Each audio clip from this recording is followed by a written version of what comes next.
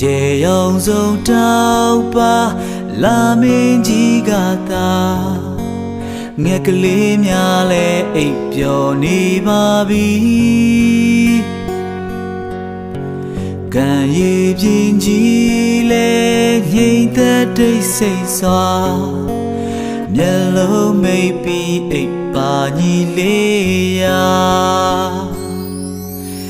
အေးများရဲလာရောင်ကျေရောင်များအောင်နာလာ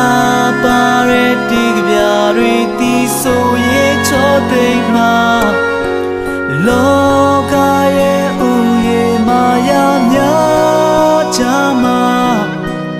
တော့ကများပြီးဖေကငြိမ်သက်အိမ်လိုက်ပါ